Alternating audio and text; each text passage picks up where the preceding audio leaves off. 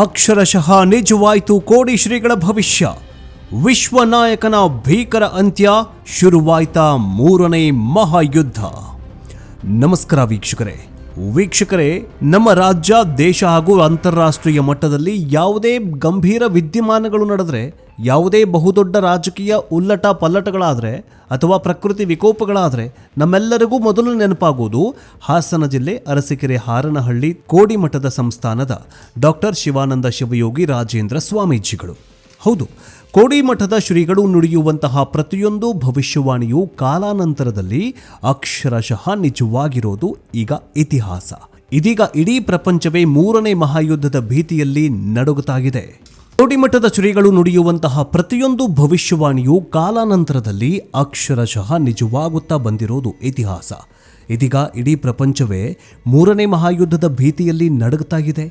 ಮಧ್ಯಪ್ರಾಚ್ಯದಲ್ಲಿ, middle ಈಸ್ಟ್ನಲ್ಲಿ America ಮತ್ತು Israel ಸೇರಿಕೊಂಡು ನಡೆಸ್ತಾ ಇರುವಂತಹ ಭೀಕರ ಮಿಲಿಟರಿ ಕಾರ್ಯಾಚರಣೆಗೆ ಇರಾನ್ ಸರ್ವೋಚ್ಚ ನಾಯಕನ ಕತೆ ಸಂಪೂರ್ಣವಾಗಿ ಫಿನಿಶ್ ಆಗಿದೆ.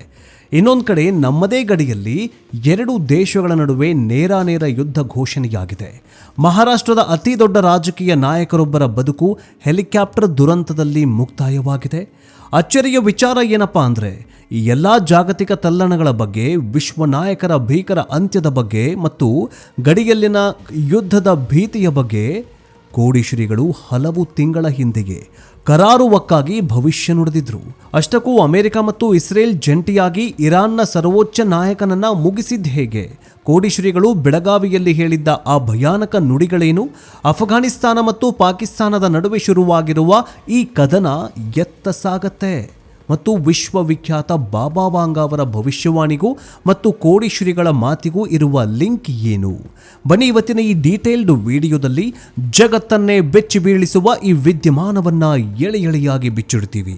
ಆದರೆ ಅದಕ್ಕಿಂತ ಮುಂಚೆ ಮಹಾರಾಷ್ಟ್ರದಲ್ಲಿ ಒಂದು ಭೀಕರ ಅಗ್ನಿ ದುರಂತ ಸಂಭವಿಸಿದೆ. 120ಕ್ಕೂ ಹೆಚ್ಚು ಜನ ಸುಟ್ಟು ಕರಕಲಾಗಿದ್ದಾರೆ. ಅತ್ತ ಮಿಡಲ್ ಈಸ್ಟ್ ಮಧ್ಯಪ್ರಾಚ್ಯದಲ್ಲಿ ಭೀಕರ ಕಾಳಗವೇ ಶುರುವಾಗಿದೆ.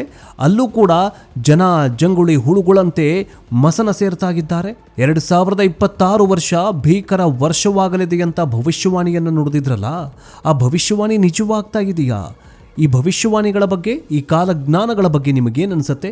ಕಮೆಂಟ್ ಬಾಕ್ಸ್ನಲ್ಲಿ ತಿಳಿಸಿ. ಜೊತೆಗೆ ನಿಮ್ಮೂರು ಯಾವುದು? ನಿಮ್ಮಲ್ಲಿ ಯಾರಾದರೂ ಭವಿಷ್ಯವಾಣಿಗಳನ್ನು ಹೇಳ್ತಾರಾ? ನೀವು ಯಾವ ಭವಿಷ್ಯವಾಣಿಯನ್ನು ನಂಬ್ತೀರಾ? ಕಮೆಂಟ್ ಬಾಕ್ಸ್ನಲ್ಲಿ ತಿಳಿಸಿ. ಬನ್ನಿ ವಿಡಿಯೋವನ್ನು ಶುರು ಮಾಡೋಣ.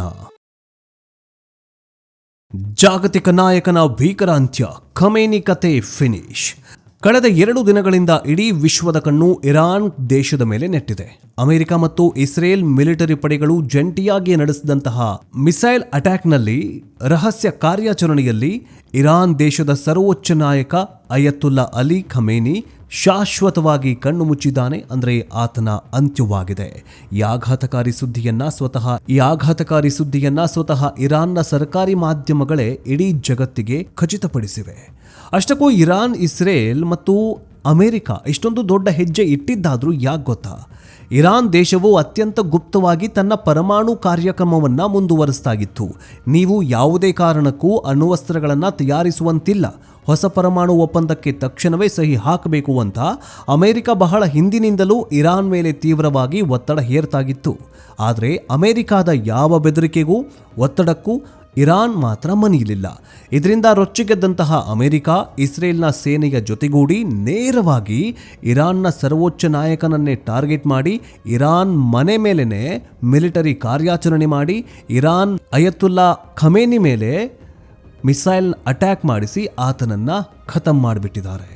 ತನ್ನ ದೇಶದ ಪರಮೋಚ್ಚ ನಾಯಕನ ಭೀಕರ ಅಂತ್ಯವನ್ನು ಕಂಡು ಕುದಿತಾ ಇರುವ ಇರಾನ್ ಈಗ ಸೇಡಿನ ಜ್ವಾಲೆಯಲ್ಲಿ ಬೇಯ್ತಾಗಿದೆ. ನಮ್ಮ ದೇಶದ ಮೇಲೆ ನಡೆಸಿರುವಂತಹ ಈ ದಾಳಿಗೆ ತಕ್ಕ ಪ್ರತ್ಯುತ್ತರ ನೀಡ್ತೀವಿ. ಇಸ್ರೇಲ್ ಮಾತ್ರವಲ್ಲ, ಅವರಿಗೆ ಸಹಕಾರ ನೀಡಿದ ಕೊಲ್ಲಿ ರಾಷ್ಟ್ರಗಳನ್ನು ಅಂದರೆ ಗಲ್ಫ್ ಕಂಟ್ರಿಗಳನ್ನು ಕೂಡ ನಾವು ಗುರಿಯಾಗಿಸ್ತೀವಿ, ಸುಟ್ಟು ಭಸ್ಮ ಮಾಡ್ತೀವಿ. ಇದಿನ್ನೂ ಟ್ರೇಲರ್ ಅಷ್ಟೇ ಅಂತ ಇರಾನ್ ಜಗತ್ತಿಗೆ ಮತ್ತು ಅಮೆರಿಕಾಗೆ ನೇರ ಎಚ್ಚರಿಕೆ ನೀಡಿದೆ. ಇದರಿಂದ ಇಡೀ ಮಧ್ಯಪ್ರಾಚ್ಯ ಯುದ್ಧದ ಬಿರುಗಾಳಿಯಲ್ಲಿ ಬೆಂದು ಹೋಗ್ತಾಗಿದೆ. ಯಾವಾಗ ಇರಾನ್ನ ಸರ್ವೋಚ್ಚ ನಾಯಕನ ಅಂತ್ಯವಾಯಿತೋ ತಕ್ಷಣವೇ ಇಡೀ ಕರುನಾಡಿನ ಜನತೆಗೆ, ಬುದ್ಧಿಜೀವಿಗಳಿಗೆ ನೆನಪಾಗಿದ್ದು ನಮ್ಮ ಕೋಡಿಮಠದ ಶ್ರೀಗಳು ನುಡಿದಿದ್ದ ಆ ಭಯಾನಕ ಭವಿಷ್ಯ. ವೀಕ್ಷಕರೇ, ಕೆಲವು ತಿಂಗಳ ಹಿಂದೆ ಬೆಳಗಾವಿಯಲ್ಲಿ ಭಕ್ತರೊಬ್ಬರ ಮನೆಗೆ ಭೇಟಿ ನೀಡಿದಂತಹ ಕೋಡಿಮಠದ ಡಾಕ್ಟರ್ ಶಿವಾನಂದ ಶಿವಯೋಗಿ ರಾಜೇಂದ್ರ ಸ್ವಾಮೀಜಿಗಳು 2020 ವರ್ಷದ ಬಗ್ಗೆ ಒಂದು ಬಹುದೊಡ್ಡ ಎಚ್ಚರಿಕೆಯನ್ನು ನೀಡಿದರು. ಆ ಭವಿಷ್ಯವಾಣಿ ಏನಾಗಿತ್ತು ಅನ್ನೋದು ನಾನು ಈಗಾಗಲೇ ಒಂದು ವಿಡಿಯೋ ಮಾಡಿದ್ದೀನಿ. ಆ ವಿಡಿಯೋದಲ್ಲಿ ನೀವು ನೋಡಬಹುದು. ಇನ್ನೊಂದು ಸರ್ತಿ ರಿವೈಂಡ್ ಮಾಡ್ತೀನಿ.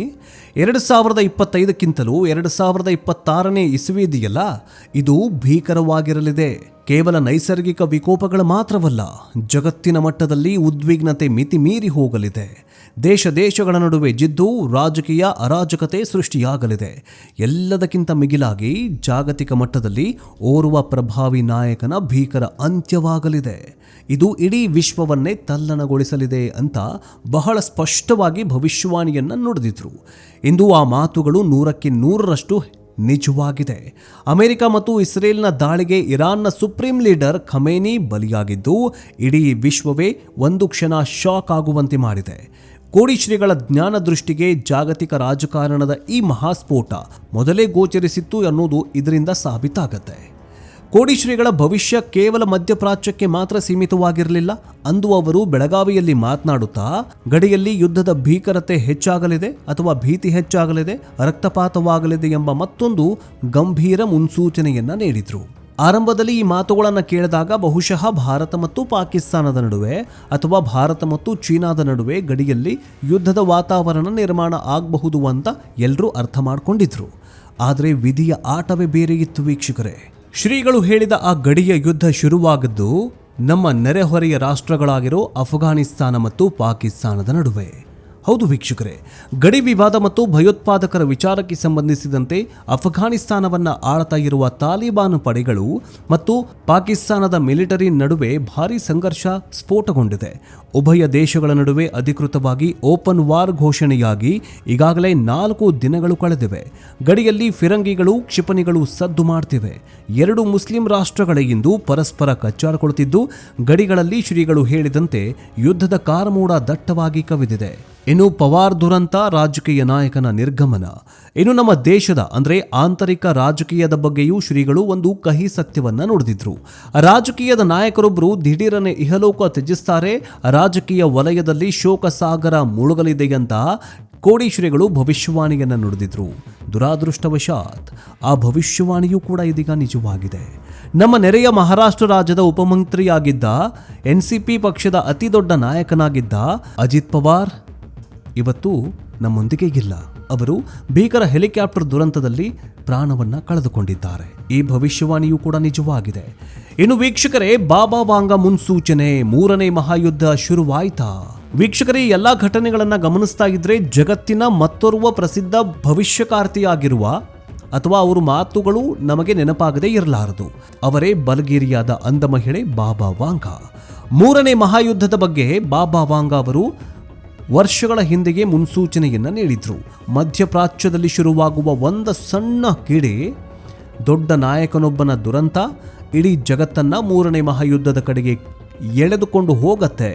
ಮುಸ್ಲಿಂ ರಾಷ್ಟ್ರಗಳ ನಡುವೆಯೇ ಭಾರೀ ಸಂಘರ್ಷ ಏರ್ಪಡತ್ತೆ ಅಂತ ಇದೇ ಕಣ್ಣಿಲ್ಲದ ಕುರುಡು ಮಹಿಳೆ ಬಾಬಾ ವಾಂಗ ಭವಿಷ್ಯವಾಣಿಯನ್ನ ಹೇಳಿದ್ರು. ಇಂದು ಆ ಮಾತುಗಳು ನಮ್ಮ ಕಣ್ಣ ಮುಂದೆಯೇ ನಡೀತಾ ಇವೆ.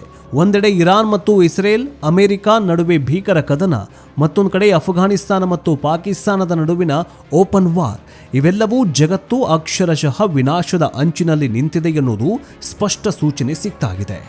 ಒಟ್ಟಾರೆಯಾಗಿ ಹೇಳೋದಾದರೆ ಕೋಡಿಮಠದ ಶ್ರೀಗಳ ಭವಿಷ್ಯವಾಣಿ ಇಂದಿಗೂ ಎಂದೆಂದಿಗೂ ಕರಾರುವಕ್ ಅನ್ನೋದು ಪ್ರಸ್ತುತ ಜಗತ್ತಿನ ವಿದ್ಯಮಾನಗಳು ಸಾಬೀತುಪಡಿಸ್ತಾ ಇದ್ದಾವೆ. 2026ರ ವರ್ಷದ ಆರಂಭದಲ್ಲಿಯೇ ಇಷ್ಟೆಲ್ಲ ಭೀಕರ ಘಟನೆಗಳು ನಡೀತಾ ಇವೆ ಅಂತಂದ್ರೆ ಈ ವರ್ಷದ ಅಂತ್ಯದ ವೇಳೆಗೆ ಜಗತ್ತು ಏನೆಲ್ಲ ಭೀಕರತೆಗಳನ್ನು ನೋಡಬೇಕಾಗತ್ತೋ ಆತಂಕ ಪ್ರತಿಯೊಬ್ಬರಲ್ಲೂ ಕೂಡ ಕಾಡ್ತಾ ಇದೆ. ಇರಾನ್ ದೇಶ ಅಮೆರಿಕ ಮತ್ತು ಇಸ್ರೇಲ್ ವಿರುದ್ಧ ಯಾವ ರೀತಿ ಪ್ರತಿಕಾರ ತೀರಿಸಿಕೊಳ್ಳಲಿದೆ? ಪಾಕಿಸ್ತಾನ ಮತ್ತು ಅಫ್ಘಾನಿಸ್ತಾನದ ಯುದ್ಧ ಯಾವ ತಿರುವು ಪಡೆದುಕೊಳ್ಳಲಿದೆ? ಈ ಜಾಗತಿಕ ಬಿಕ್ಕಟ್ಟಿನಲ್ಲಿ ನಮ್ಮ ಭಾರತದ ನಿಲುವು ಏನಾಗಲಿದೆ?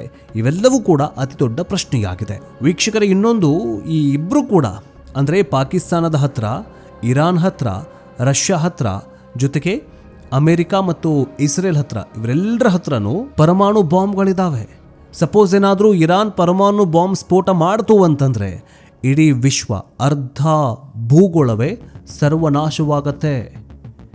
ಅವಾಗ ಏನಾಗತ್ತೆ ಅಂದರೆ ಸಿಟ್ಟಿನ ಕೈಲಿ ಬುದ್ಧಿ ಕೊಟ್ಟು ಇರಾನ್ ತಾನೂ ಸಾಯ್ತೀನಿ, ತನ್ನೊಟ್ಟಿಗೆ ಇಡೀ ಜಗತ್ತನ್ನು ಕೂಡ ಖತಮ್ ಮಾಡಿಬಿಡ್ತೀನಿ ಅನ್ನುವಂತಹ ದುರಾಸೆಗೇನಾದರೂ ಹೋಯಿತು ಅಂದರೆ ನಮ್ಮೆಲ್ಲರ ಕತೆ 2026ಕ್ಕೆ ಅಂತ್ಯವಾಗುತ್ತಾ ಕಾದು ನೋಡಬೇಕು.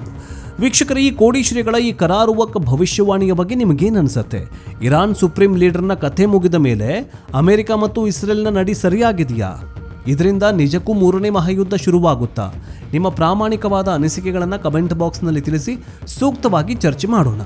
ಜಗತ್ತಿನ ಮೂಲೆ ಮೂಲೆಯಲ್ಲಿ ನಡೀತಾ ಇರುವ ಈ ಭೀಕರ ವಿದ್ಯಮಾನಗಳು ಮತ್ತು ಕರುನಾಡಿನ ಕೋಡಿಶ್ರೀಗಳ ಭವಿಷ್ಯದ ಎಕ್ಸ್ಕ್ಲೂಸಿವ್ ಲಿಂಕ್ ಪ್ರತಿಯೊಬ್ಬರಿಗೂ ತಲುಪುವಂತೆ ಈ ವಿಡಿಯೋವನ್ನು ನಿಮ್ಮ ವಾಟ್ಸ್ಆ್ಯಪ್ ಮತ್ತು ಫೇಸ್ಬುಕ್ ಗ್ರೂಪ್ಗಳಿಗೆ ಮರೆಯದೆ ಶೇರ್ ಮಾಡಿ.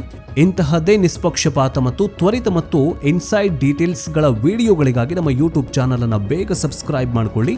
ನೆಕ್ಸ್ಟ್ ಅಪ್ಡೇಟ್ನೊಂದಿಗೆ ಬೇಗ ವಾಪಸ್ ಬರ್ತೀವಿ. ಜೈ ಹಿಂದ್, ಜೈ ಕರ್ನಾಟಕ, ವಂದೇ ಮಾತರಂ.